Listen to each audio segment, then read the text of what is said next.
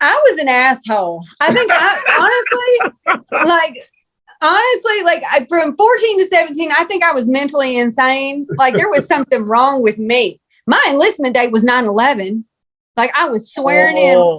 Yeah. I don't have a saying. Nothing is right here. I don't know what. Look, no, listen, you know what's crazy? I was, in getting ready to chat with you. I just read a statistic that said from 9/11, 83% of all veterans suffer from PTSD from 9/11. From that event on, those who started from 9/11 on, 83% suffer from PTSD. Absolutely. And that's a staggering amount. It is. I mean, and like it's things that are involuntary, and it's sad to, like I said, I have some veteran, my husband's airborne ranger. He was, but he has severe PTSD. Now, were you guys together? So he's kind of, since I was 14. So no, I mean, but were you guys together in the military? No, because we're both assholes. I'm not saying I wanted to be with anybody else, but I'm just saying I was always like, I don't need you. Get out of my face, and he was like, okay, fine. But I'm gonna come over.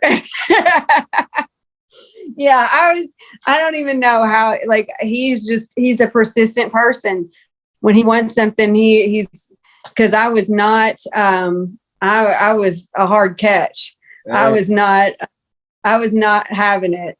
So it was off and on, like I was just kind of, like I was selfish. I was an asshole. And I was just like, I don't need anybody. I was that person. And back to why did I join the military? That's why.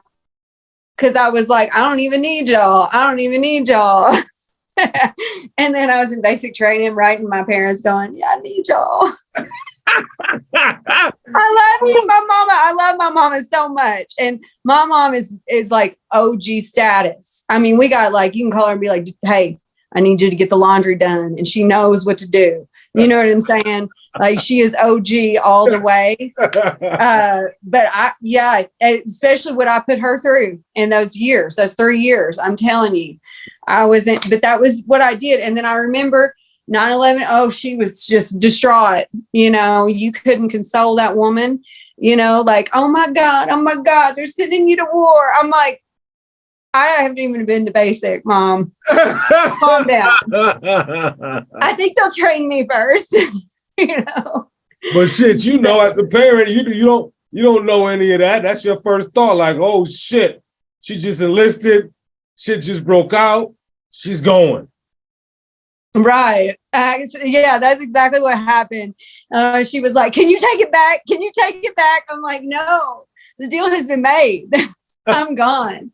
Okay, so you said you went in, you got sworn in 9/11. So where did you actually serve?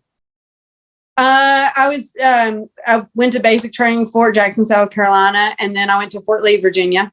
Oh. Okay. Yeah, and then I just kind of was a rolling stone for a while, and they kind of let me be.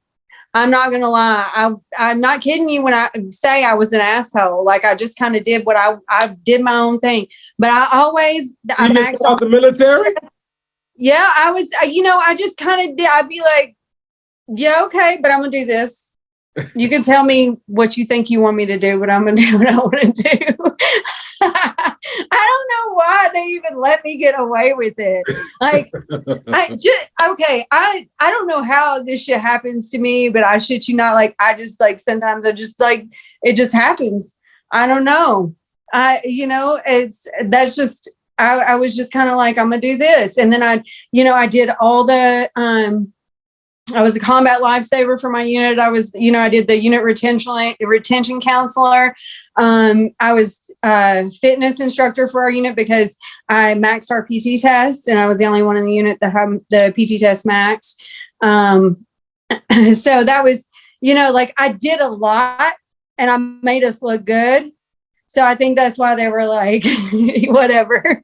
She does her job. It's fine. Again, I was about to say again, the same shit. It goes a long way. Yeah, it definitely does. I was very, very fortunate to have wonderful commanders in my unit that were actually really awesome. And they were like, well, you're going to school, you just go. Like, they were like, you just do whatever. Hey. You know what? Yeah, I think you need a promotion. I think I was an E4 specialist. I think I was an E4 in a little over a year. Oh, wow. And most people, and I have 4 general coins as well. Like okay. I don't know. I was just, I did my job. I think that's a big part of things. Like I work very autonomously. Like I don't need a lot of coaching or a lot of affirmations. Like, I mean, obviously we all like to hear, hey, keep up the good work. But I don't need it because for me, like I get a sense of pride in whatever I'm doing. I'm doing it 110%. And the Leo in me, very much a perfectionist. And like, I'm very much like systematic. Everything's done, like I'm meticulous, a high situational awareness with attention to detail. And I was that way in the military. And, I wasn't like, how does that go together? Fire, but I'm not saying I was, that good, but I'm saying I could handle myself in the military. I was, hold on though. So you was a meticulous asshole? I don't get it. Yeah, I was. I honestly, some may say I still am. I mean, if we're being whole ass honest about it, honestly, I probably would get that a lot because I am very meticulous. I'm very, I'm not like Howard Hughes, show me the blueprints, OCD, but like, I got a little, I'm a little bit of a clean freak and everything's got a place, Hey, I hear you. Especially in the grow world. Otherwise, you'll end up with bugs or, your plants are unhappy, fluctuations in temperature, powdering mildew, all kinds of things can happen. So for a grower, that's a great quality. That's a wonderful quality, actually. Absolutely. But before we escape this, though, but let's talk about, the PTSD. What classifies an event or a situation as such? Well, it's not an event or a situation. It's dictated by the person. So you and I can share an experience and I can come away mentally unscathed, whereas you're scarred for life. Right. So, I've seen people die in front of me. Mm-hmm. My husband, Airborne Ranger, all whatever, he's seen people die too, took it completely different. Right. Right. So, he suffers, he has issues with that. But it's situational. So, I always like to refer to that movie Adderall Diaries. Have you ever seen that with James Franco? What is it? Adderall Diaries, you said? Yeah, James Franco and Ed Harris. So James Franco is this, he's a famous author, right? He writes this book about how he was abused by his father and his horrible childhood and this and that and blah, blah, blah, blah, blah, right? Uh-huh. So long story short, one time Ed Harris just shows up and he's like to one of his book signings and readings. And he was like, hey, son, like, why don't you tell what really happened? And you start to piece together parts of his life. So it was his truth. It was his reality. James Franco, it was his truth. That's what he believed actually happened. Okay. And in psychology, you can study that we can actually do that. We can alter our memory to believe, to actually die with a lie, to believe what is like something happened that did not happen. Right? Like the glitch in the matrix that I swear to God on is the Ed McMahon Publishers Clearinghouse one. Like, come on now. You can't tell me I don't give a I remember that commercial. Every man was there, but he's not. How it's a whole generation that believes it, I don't know. But I'm just saying, we're not in a matrix. This isn't a simulation at all. We're all living our best lives, right? But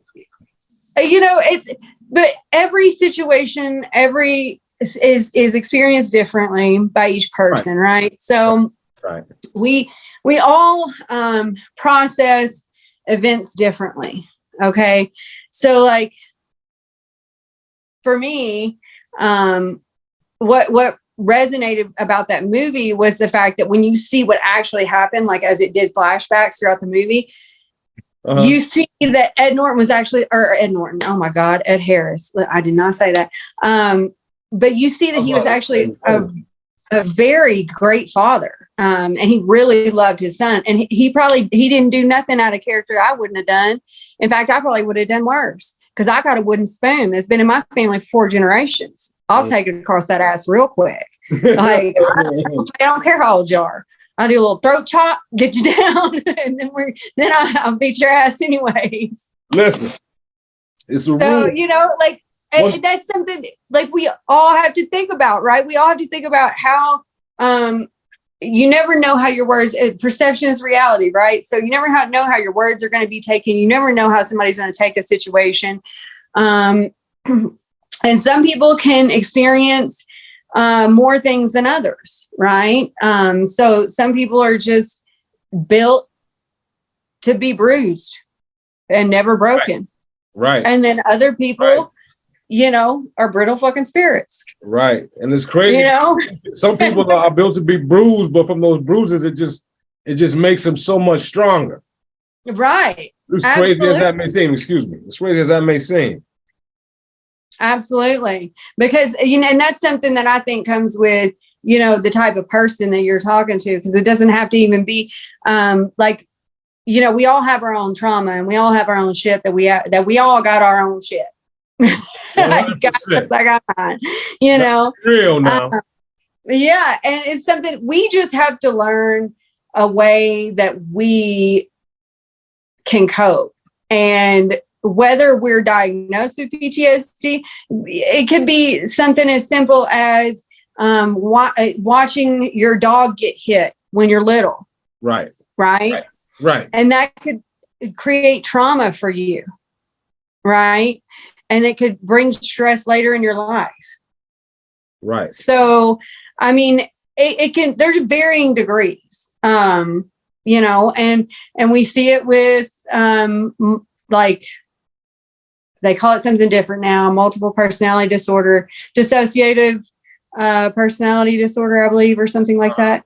But that we see that with that, it's traumatizing events that cause a, splice in who we are. Right. Okay. And it, creates, yeah. So, and everybody, like I said, everybody experiences that different because I remember watching Glass, and watching how, the one that's the beast, and Patricia, multiple personalities, and his mama beat him with a coat hanger. But let me tell you what, if my mama was doing laundry and I was acting a fool, I'd get my ass beat with a coat hanger. You know what I'm saying? She wasn't abusive. No, listen, man. I done got plenty of ass whoopings with extension cords. You ain't got to tell me. Exactly. That's what I'm saying. And so what one would consider like abuse and fucking create this massive, I'm going to shoot up like a Walmart person, No, yeah. 100%. But it is what it is. Because, when I heard something recently, and I swear to God, I never felt it more about our society. It was a man, he was talking to his grandfather about, like how poor he was or how poor his grandfather was and how hard he worked. And he was saying, I worked hard so that my son didn't have to. And he worked hard so that you didn't have to. And then you worked hard, but not as hard because you didn't have to, because we worked hard. And then your son is going and he's going through this cycle. And at the same time, Yeah, and it was great because at the same time he's talking about the environment, you Right. know, and about how that made sense too. I saw that. Yeah, how we're ruining our environment, but at the same time we're creating weakness within ourselves. Right. You know, and eventually the sun was going to be the weak one, and everything was going from sugar to shit again because we don't learn our lesson. Right. No, I did. I saw that shit too. So damn. When we're speaking of the PTSD, you saying, you know, you've experienced it to that degree in which traumatic experiences, which you've seen, you know, people killed in front of you. How does that affect you in the sense of today's reality and where you are now?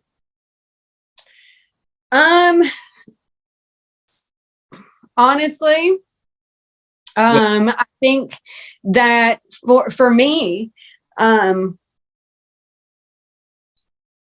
being an effective listener is important because then you can learn ways to cope and recognize, right? And you can learn that it's okay that you experience what you experienced, right? And it's okay that you feel the way you feel.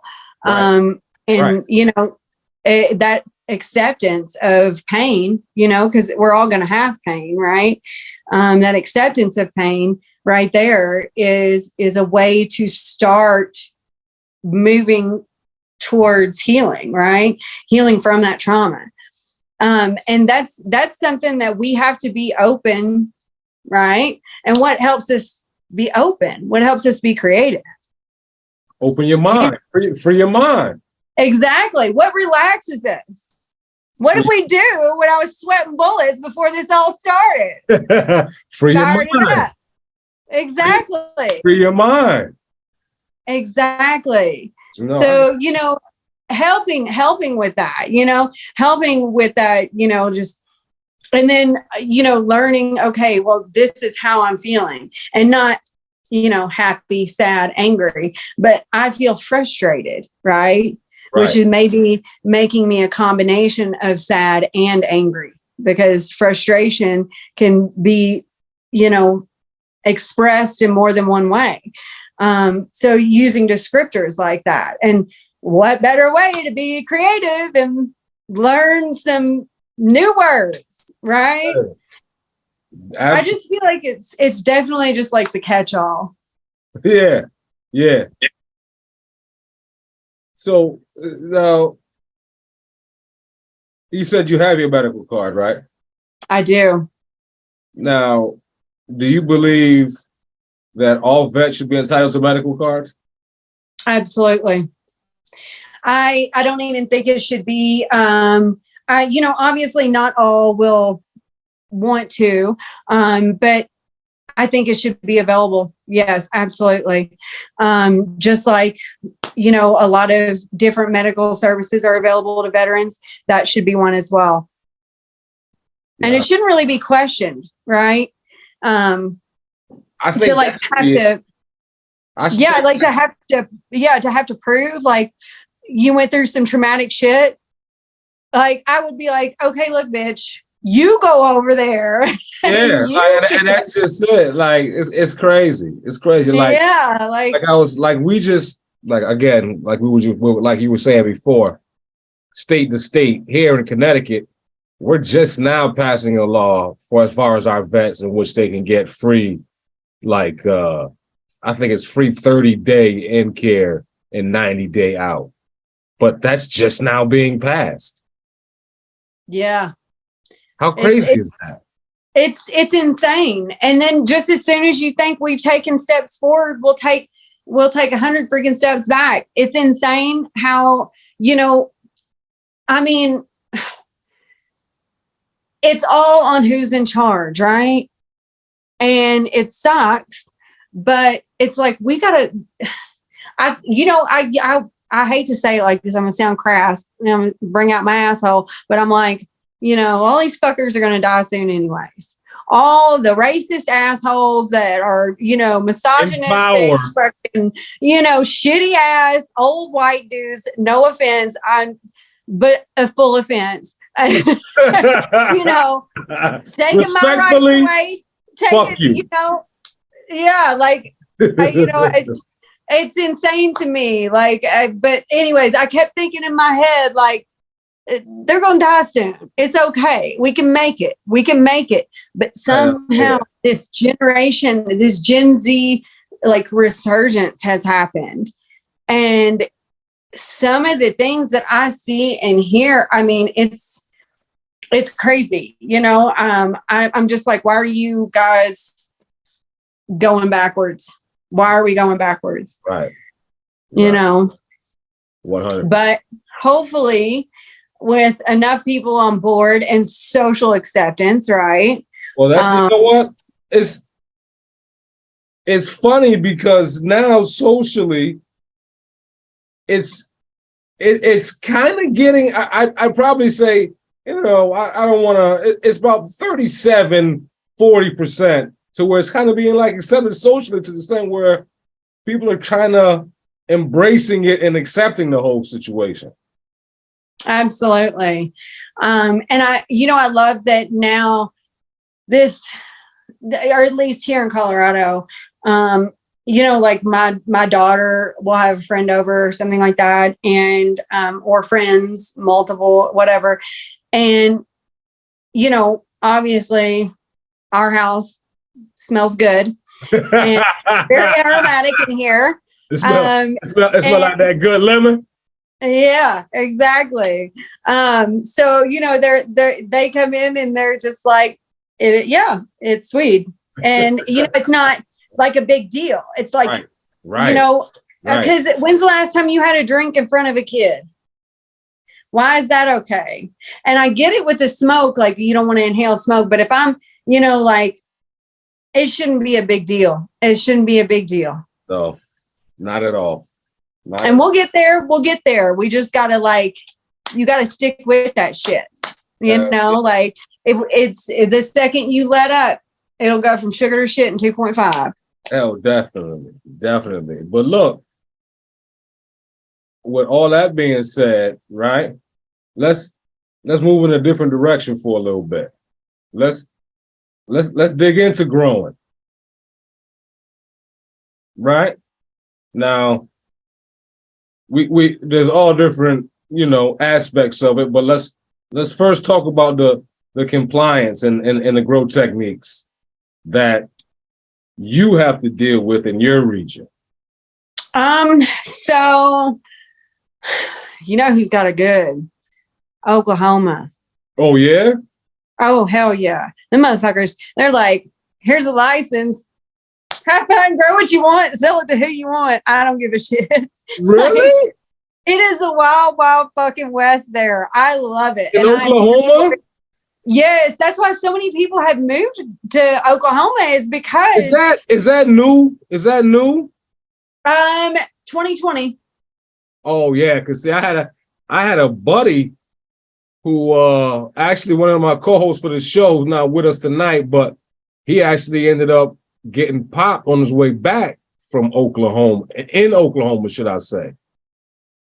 Ended up having to do a little bit of time behind it. That's crazy. Oh, damn. That is crazy. Yeah. I mean, that was before 2020 though. Right. Well, and now it's, you know, it's frustrating. So you used to be able to, before November. So this is what I'm talking about the regression thing, right? So before November, you could go to the dispensary and buy 40 grams of concentrate, right? So now after November, we just voted, and for some reason that I, for the life of me, do not understand, somehow it passed that you can only now buy 8 grams at a time. You went from 40 to 8? Yeah. Wow. Yeah. What's the explanation of the reasoning? You know, I think part of it, was the fact that they wanted to mitigate the smurfing, you know, like where people go to the dispo, buy shit and then mail it somewhere, or buy it for somebody that doesn't, you know, have a med card or whatever. but they don't say that. They pass it just due to safety reasons. Like there's no reason more than one day you would need to consume 8 grams of rosin. Well, if I have terminal fucking cancer and I'm in severe pain, maybe I do, bitch. You don't know. I was about to say, you can't tell me that shit. Yeah, because if you had fucking oxys or whatever, that would be, take more for breakthrough pain, right? Hey, we're only going to give you this much, and when you run out, we'll write you another script. Yeah, but they'll be different. They'll be the breakthrough pain ones. Yeah, they're different. Yeah. It's not heroin at all, right? It's fine. Exactly. Exactly. But now we're dealing with a crisis, right? Well, but hadn't we been dealing with a crisis already that didn't nobody else want to talk about? I was just getting ready to say, are we? You know what I mean? Or has this always been something that's been going on? Damn it! Oh yeah, for sure. And we did it to our damn selves. Yep. And we really did. And I'm not like conspiracy theorist, but I am going to say I do love Snowfall. I don't know if you watch that show. Oh yeah, I watch it. I love Snowfall. They're about to come out with another season. And Lou, that's me and Lou. I love her. Boss. Yeah, for sure. I love her for sure. Definitely. Yeah, let me get real quick. We're gonna shout out my people at Fresh Tag on this nice little piece. Oh yeah, that's dope. See what this about. Just see you. Put your bud in at the top, give it a light.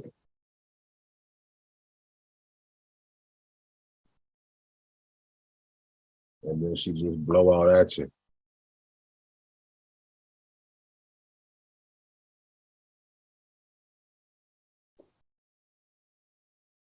Oh, okay.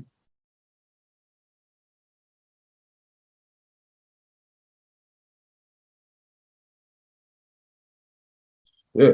All right. You take. Can't see your smoke.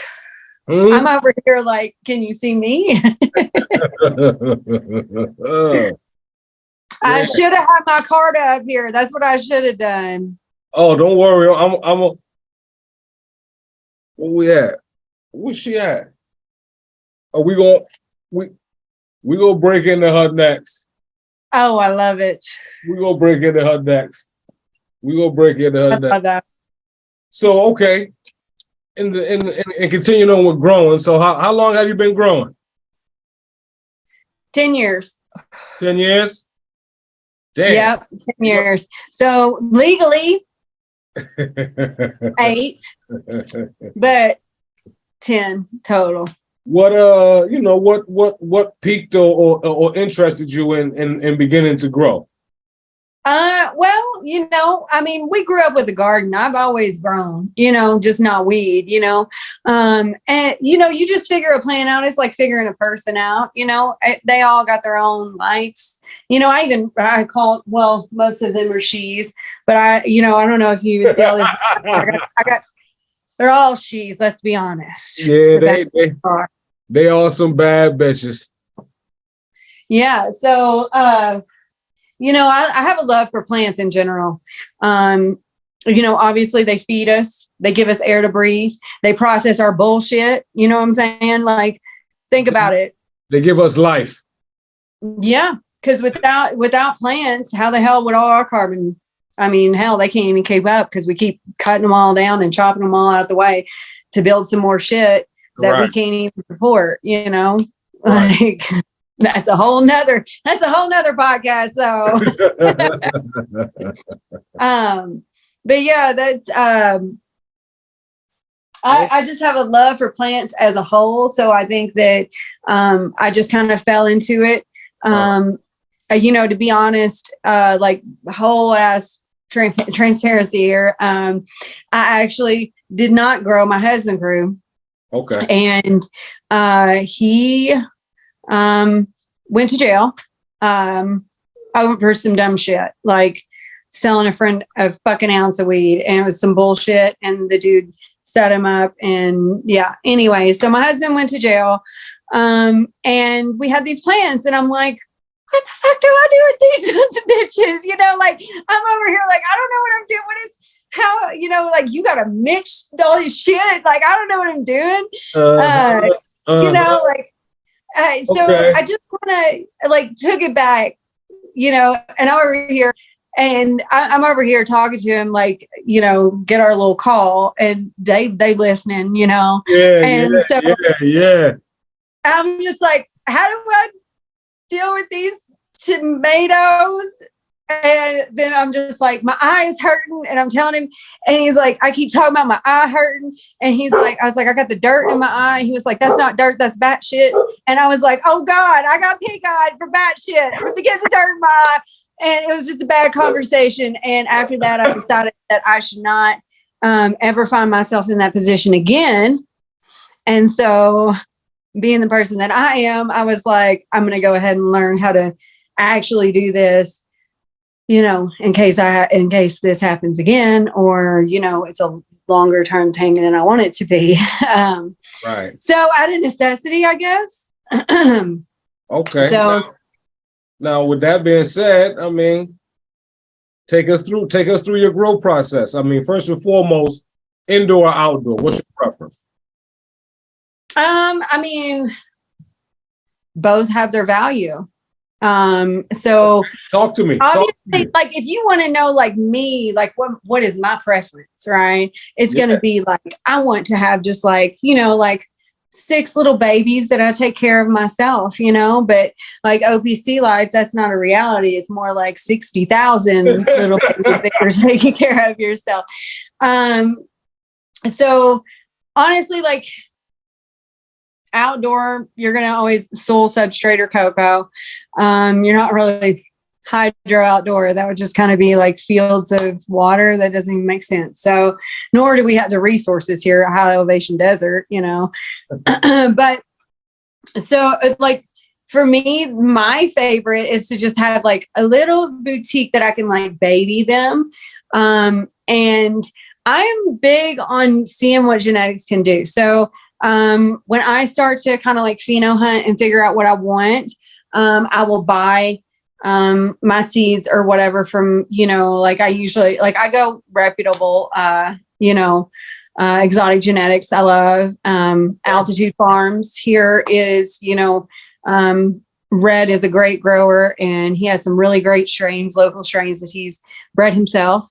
Okay. And so I do a lot, of those genetics and things. And when I pheno hunt, I really like to kind of see what they can do. So I usually only do about 15% nutrient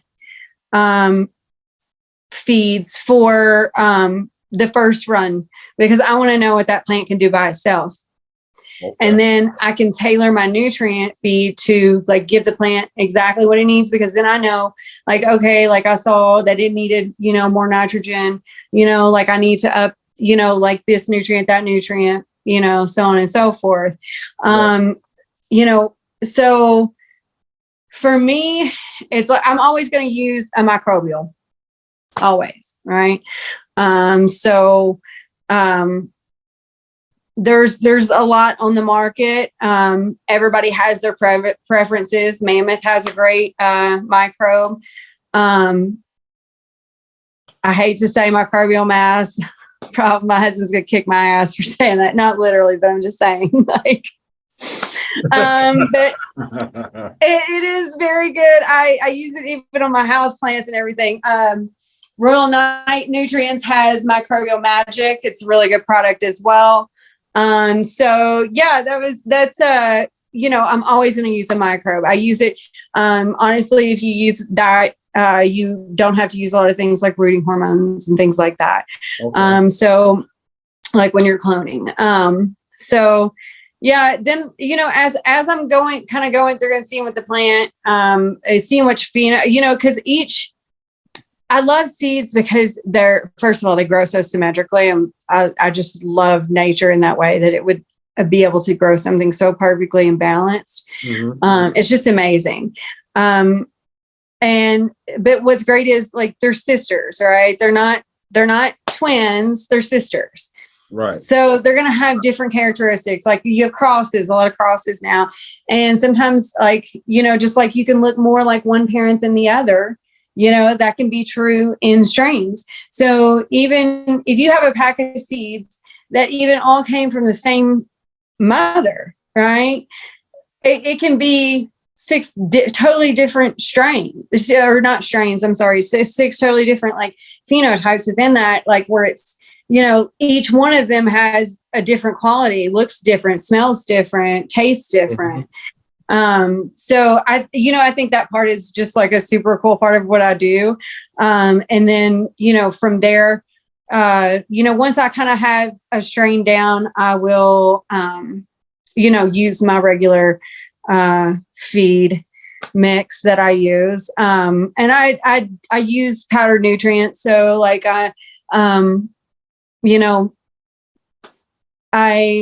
nothing wrong with liquid. It's just, you're adding water to your nutrients. You know what I'm saying? Like when you're watering down, like, would you buy liquor if it was half water? Like, or do you want like the whole fifth to be it, Like, I mean, nobody wants that, right? So like that, I don't know. So that's why I prefer a powder. Oftentimes they have higher bioavailability rate as well, for the uptake of the plant. So, but yeah, I grow all the way through. Substrate currently using is cocoa, just because I'm growing bigger plants. Smaller plants. I like ebb and flow. It's fun. It's nice. It's clean. It's quick. It's got a quick veg. You're talking about like 4 weeks in veg and you're ready to flip. Yeah, like, versus 3 months, right? Or however big you want your plants to be. Which 3 months is usually like a good, good size, big bad bitch, Okay. So what would you say is the best time or season to grow?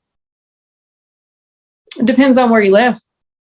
I mean, if you're indoor, you can grow year round. There's no season, but outdoor, like if you live somewhere where it's like Cali, they have a season, of course, of course they have a season, but they got houses, they got greenhouses and things, going year round, light depth and things like that. I know plenty of Cali growers out there that grow year round, that have no problem. Right. But here in Colorado, it can vary. Some years, like we have, a 21-inch snowstorm made 20 something, actually the last few years, it has literally been like blizzard status, like usually around the 21st to the 23rd or something like of May. Like my kids have literally had snow days in May here. So, I remember one year it was literally like, I think mid-June, June 18th was when they got the plants in the ground. So that was like a late year. So that was kind of a shit show. Cause you want your outdoors like that, you want it to be big fucking, like you want huge plants, right. For the huge return. I mean, if that's what you're doing, that's what you do it right. Right. So yeah, that's out. Like I would say that probably here, ideal is getting in the ground beginning of May, if you can, into April, but that is probably not going to happen. But beginning of May would be nice. Okay. And then everybody says Croptober, but some strains don't come down till like mid-November. It depends. It depends on weather. It depends on when it gets cooler, because the plant and the sun, like if the sun is, coming up at 5:30 in the morning and setting at 8:30 at night, that plant is not going to flip into flower, right. Like just because it's cold, it's going to get pissed off. So that's, that's always a concern here, I guess, more than anything. So usually here, though, it's greenhouses. There are some true outdoors here. Mammoth Farms is one of them. It's probably one of the biggest in the state, I'd say. And it's outdoor. It's like 40 acres. Yeah. The reservoir, how you have like a res with all your water that you put your nutrients in. Their reservoir is a pond. It's literally like, it's got ducks and shit. You know what I'm saying? Like it's got wildlife. What the hell? Yeah. Like true farming. Well, when you have it, I guess you can do it that way. Yeah, it's pretty cool. Like seeing his setup and everything. Like it's really cool to see like that, big ag come into play. And that's where he gets his nutrients, because he can't buy, like, I mean, God love, every nutrient line on the face of this earth, but no farmer is going to go buy Athena, they're going to go to the co-op and they're going to be like, mix this, and this, right? Get their percentages right. And they're going to do it themselves. Cause that's like, powder nutrients, that's like 3 to 6 cents a gallon. But then the co-op, that's like, I think around 0.7 cents a gallon. So that's a lot more cost effective when you're talking about, fields. Right. So let us talk to you like specifically. I want you to talk to us about your cutting and drying process.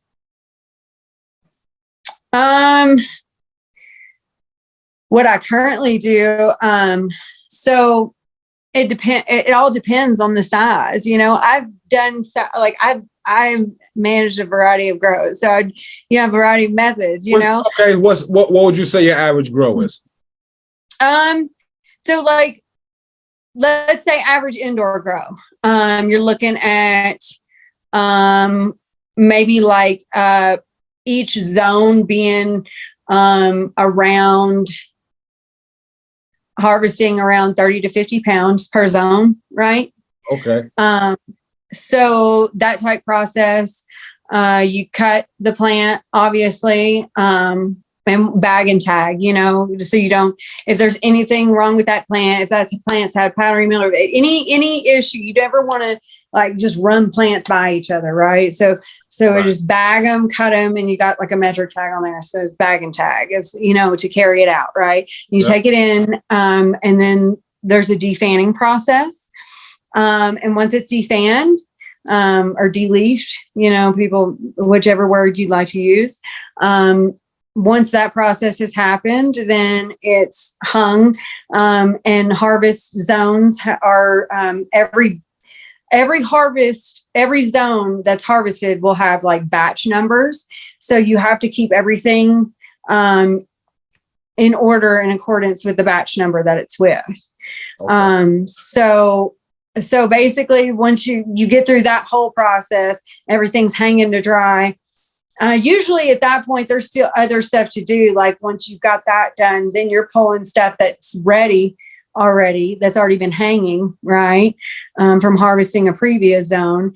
And you run that through, a trimmer, or you hand trim. Usually like the nicer, bigger buds, you're going to hand trim, and those are going to be like more top shelf quality than like your, larfier stuff. And then some of the larfier stuff is going straight, fresh frozen. It's going straight to, straight into the freezer for concentrate. So it's just all on what bud's allocated for what. And it's usually based off of quality.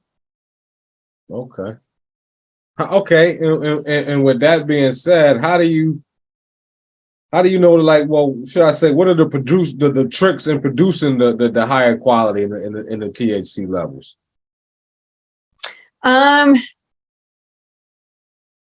Being meticulous, paying the fuck attention, man. Doing the right thing. It ain't hard. Love that plant and it'll love you back. Because, you know, Mary Jane, she be paying them bills every month. She ain't never late on the rent. You know what I'm saying? I mean, you love her, she'll love you back. And that's what I tell people. Like, it's all about how much you care. Like, do the fucking job, man. Right. Do the job. Right. Don't half-ass. Stop looking for the shortcut and just do the fucking work. Right. It's too easy. Too easy. So you don't get it. You have your own grow rooms there in Colorado? Your own little area facility?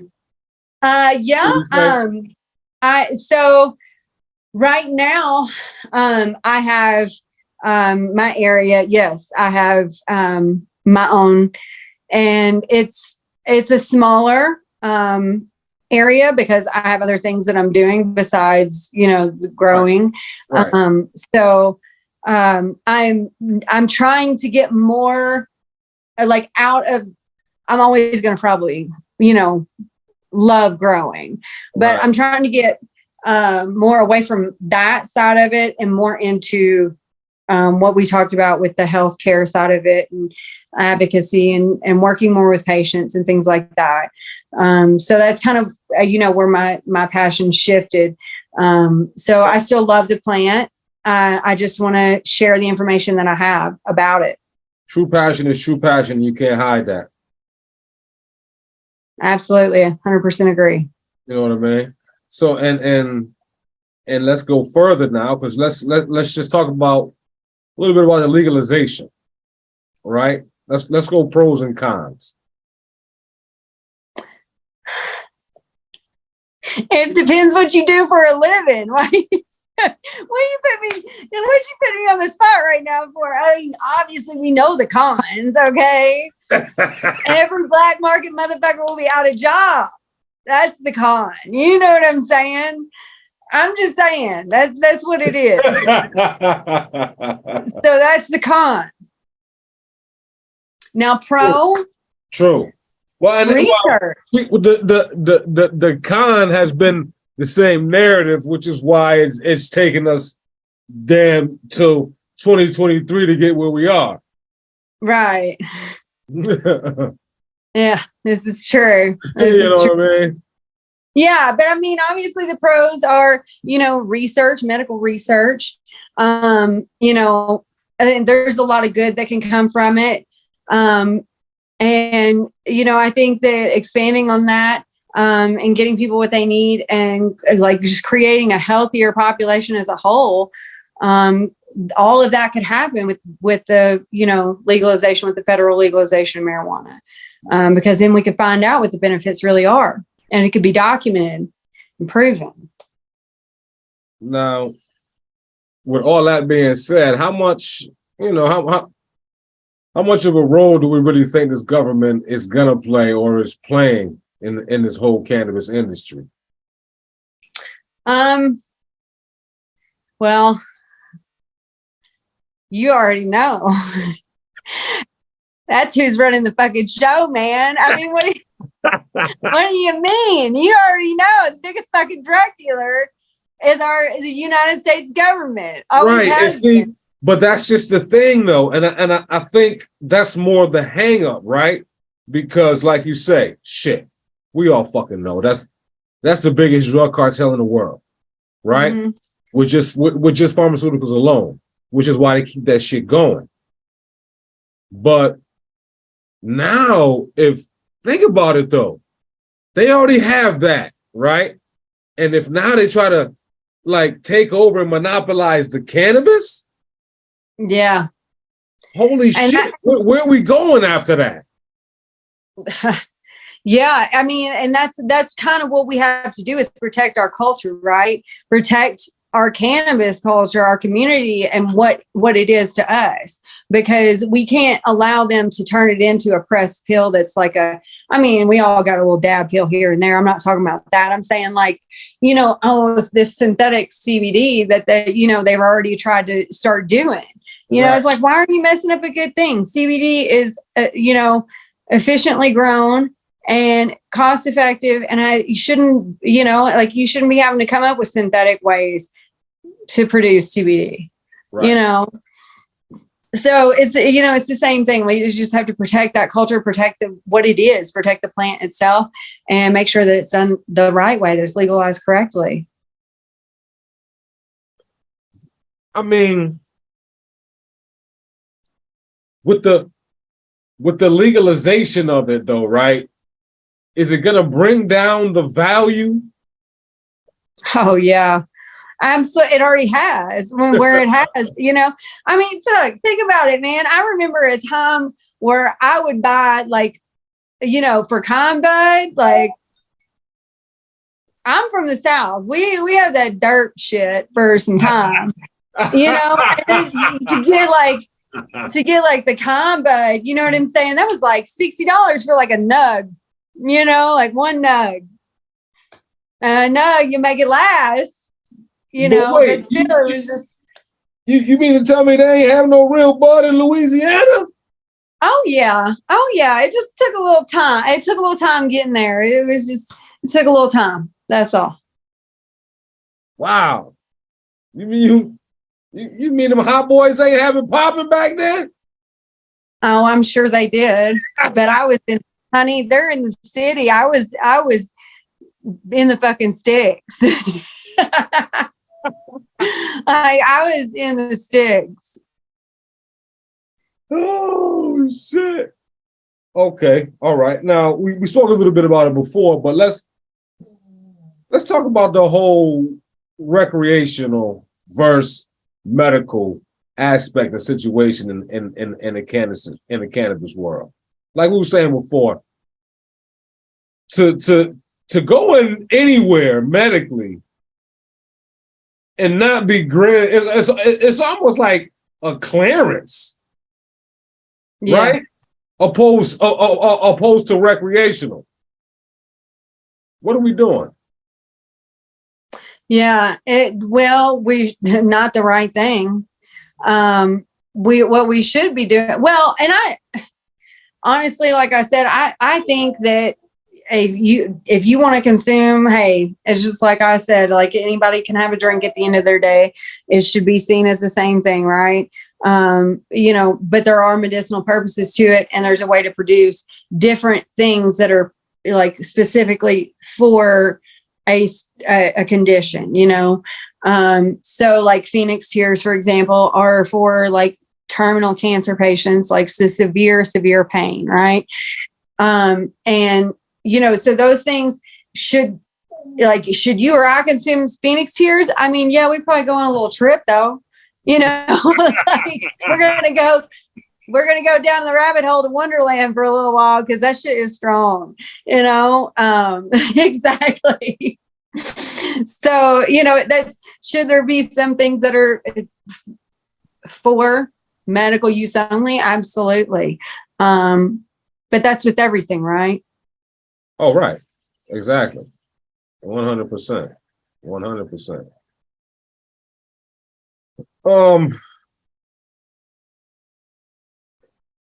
With that being said, though, as far as the whole, the veteran aspect of it, you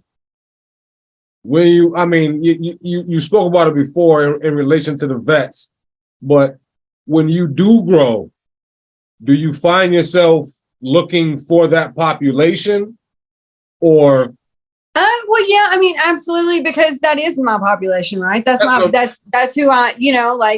I'm like, oh man, so-and-so would fucking love this shit, Right. Because that's my circle, and I have friends that aren't vets. Absolutely. I'm not saying like I only hang out with vets. I'm just saying shit, but but yeah, it's just like, like that's the vibe, and your vibe attracts your tribe, right? And that just happens to be like, and I live in a huge military community. I mean, we have Peterson Air Force Base, Schriever, Fort Carson, NORAD. We've got we got the Air Force Academy here. So yeah, we've got a lot of a huge military community. So it'd be kind of hard to ignore that, you know. So yeah, I absolutely find myself surrounded more with vets, and I think about them at, you know, like when I grow and like what they would like as well. Or if I find something I know they love, you know. Right. But I think I do that with everybody. But, you know, I just happen to have a lot of yeah. Hell yeah. So let's switch one more aspect, one more direction, and let's just talk about the whole. Let's dig into the male-female aspect of this cannabis industry. How hard it is from a female perspective. I mean, you know, it is what it is. Yeah. No, it is very much still a good old boy atmosphere. And if you don't know, I don't know if you know that term. I don't know, that might be a country ass thing to say. No, that shit ain't country. I know exactly what that shit means. Okay. So yeah, it's very much still a good old boy. You know, I get mansplained a lot. And, you know, I get like 20, like I think I had this child, he was probably 20 something years old, you know, maybe 22, 23, telling me about his stacks and this and that. And I'm like sending me a picture of his Lambo or whatever. I'm like, cool, you rented a Lambo or stood in front of somebody's and took a fucking picture, bro. Like, I don't give a fuck. Like, you were sitting here and he's like, well, do you want to do this? And do you want to do? I said, you messaged me. Like, I never said no. Once again, I politely declined. And then he was like, he kept talking. And I was like, dude, you're showing me all that shit. Why don't you show me an investment portfolio? Show me some property you got, deed to some property. Like, show me some real shit. Like, what are you showing me? I don't give a fuck about what like. Show me. You got financial security. Like, you got an investment plan. You got IRA. Like, you got retirement. Like, that's show me some shit I can see. If you can't show me some shit I can't see, I don't need to see it. Exactly. But that happens a lot in this industry, and they think they're hot shit. And then, you know, like they, you know, it's a lot of that. It's a lot of getting mansplained. Or, you know, I worked as a head grower for an OPC, and I actually run multiple OPCs for them. And I found out that the men that were my employees were getting paid $1 to $3 higher an hour than I was. Oh, and yeah. So, I mean, it's kind of fucked up in that way. I could, you know, I would tell my husband sometimes, I'd say, hey, can you text so-and-so and say this to him? And he's like, well, why don't you just say? I'm like, I already did. And he like, they don't hear it though. When I say it, they don't hear it. But then my husband will say it. And he's like, I ain't grown in so many years. Like, he has not grown. He don't give a shit to grow. He's just like, he'll regurgitate the same thing. And they'll be like, oh yeah, right on, man. Like, really? Yeah. Yeah. It's, you know, but I think that it's, you know, it's like that for, you know, all females in the industry. And luckily, we're really starting to kind of like band together. I feel there's a really positive female community in the cannabis community that is really starting to flourish. So buy your weed from women. That's all I got to say, because you know it's better anyways. No, I would agree with that 100%. The female, I don't even want to say environment, the female population in the industry is starting to make a lot of noise. Yeah. And you know what? For it. The thing that makes it powerful, and that's going to make it, I mean, let's be real, that's going to make it more powerful than the male side is, that you do. As females, you bond together to make each other stronger. Right? Yeah. Whereas empowerment, that's the best. Whereas on the male side, these dudes, everybody want to be You know, I don't want to team up with this dude. I don't want to work with this dude because I got the best shit. His shit ain't this, it ain't that. But it ain't that way in the female, the whole aspect of it. Right. Absolutely. And I love that part of it. And I just really love, like, even on Social Club, like, it's been like such an awesome, community of females. And like, even one girl, she came out from Cali, and she was like, I just landed in Colorado Springs, and and I was like, well, let me help you out, and it's just cool to make that kind of connection, and that we're all doing it together and supporting each other together. Oh, definitely. And that's what it's about. If you can do it together, and that's just it. Let's be realistic. If you can do it together with somebody, why wouldn't you? Right. I know. Right? I mean, it's cool to do shit by yourself, right? But who really wants to do shit alone when you're accomplishing things and experimenting things? Exactly. Okay. Yeah, it's always better together. Who the hell wants to work alone? Not the plan. Not the plan. Hey, I'm going to have to take this time to salute you and say thank you for opening up season 3 of this Cannabis series with us here today. Yeah, absolutely. Thank you so much for having me. But before we get up out of here, at the end of each and every show, I end each show with what we call the Fave 5. Now, this is just going to be 5 randoms. You got to, okay. All right? Whatever comes to your head first is what you answer with. All right? Okay. Oh, hold on. My Carter talking to me. Hold on one second.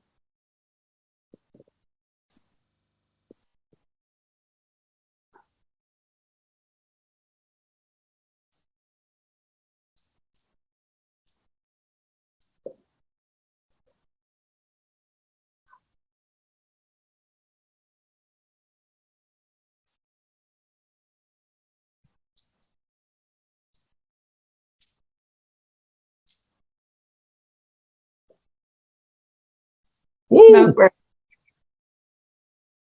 I like it. Where we at? Shout out to my man, Weisberg Handcrafted. Nice. All right, here we go. Let's end this the right way, Miss Sexy. All right. What's your favorite strand? Favorite strand? I'm going with the Naughty Lemons. I'm liking it. Okay. Favorite place to smoke? Bed. Favorite R&B song? Nobody, baby. Okay. Nobody. Okay. All right. Favorite thing to do while smoking? Have a good conversation. Intellectual stimulates everything. Absolutely. All right, here we go. We're going to end it with this. This is our 5th one. You ready? I'm ready. What's your favorite holiday, Sexy? Christmas. I'm a giver. Okay. I like that. Because Christmas just passed. Right? Yeah. So it's my favorite holiday. Besides my birthday. I mean, of course, national holiday. Oh, yeah. Hell yeah. I'm taking August 18th. Mark it in your calendar. Taking 2 or 3 days off. All right. So listen, it's Christmas, right? You amongst your friends and your family already. But you get to invite 5 people, dead or alive, to come and sesh with you at Christmas. Who are you inviting?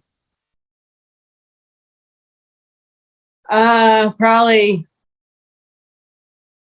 Tupac. Always into Tupac. I mean, who I am. Like, you don't even yeah, dead or alive, if I can smoke with one person, Throw it up. it's going to be Tupac. Throw it up. And, you know, other than that, I feel like I have all the people in my life that I probably, my best friend from high school, Mary Rooker, 10 years ago today, or not today, 10 years ago, this past year, she committed suicide. So I probably bring her back. Already here. But I feel like I got everybody in my life that I love. That's two. I need three more. Are you kidding me? I'm like, I don't. You can't cop out on me like that, Sexy. I need two more. I mean, three more. You gave me two. You gave me Pac, and you gave me your dear beloved friend. Who else? Okay. Well, I mean, if I could just like hang out, I think it'd be pretty cool to like hang out with like Kendrick Lamar. I feel like he'd be really cool to hang out with. He's not dead, but you know, if I had the opportunity. Okay, Kendrick, your third. Yeah, probably Kendrick. Eminem is probably up there also. Nothing wrong with that shit. I kind of, you know, like pick his brain. You know, he's just been through a lot in his life. And God, one more. Who you got? I don't know. I feel like anybody. Gosh. Probably, I guess I'd have to say Jason Momoa, because I feel like he'd be fun as fuck. Like he'd be like, let's smoke a bunch of weed and then go rock climbing and jump off a cliff, and there's gonna be some kayaks down there waiting, and we're gonna get in them and kayak through the fucking sea to an island and then smoke some more weed together. You know what I'm saying? Like, I just feel like that'd be the vibe, and I'd be there for it. Okay. All right, I'll take that. That'll round out your top five. I appreciate you. But before we get up out of here, listen, I want to give you a chance to, you know, talk about anything that, you know, up and coming projects that you may have, anything you got, you know, on the horizons, any future endeavors. Yeah, so that's kind of what I talked about earlier. Is everything I'm doing is kind of, I'm silently working in the shadows. So, you know, everything I look at is a 5-year plan, even longer, maybe. So just be on the lookout. That's, you know, I'm going to try to keep, you know, spreading knowledge and maybe some eye candy at the same time. Like, just have fun with it, you know, because everybody likes to learn when it's more fun, right? When it's, you don't want it all sterile and boring. You made it real fun, Sexy. I'm glad I could. That you did. Again, I appreciate you coming and giving us your time today. Absolutely. I will definitely be in contact with you to let you know when we're going to get this out. I'm going to promo it for a little while, chop it up, edit it, get it right, throw a little music behind it, get it out. Send you the copy of it. It'll be available on our platform as I have a music app, the Elite Digital Radio music app, 24-hour music app. It'll be available, like I said at the beginning, you know, on our YouTube channel, Apple Podcasts, Spotify, all the major platforms. But I'll give you all that information. Don't worry.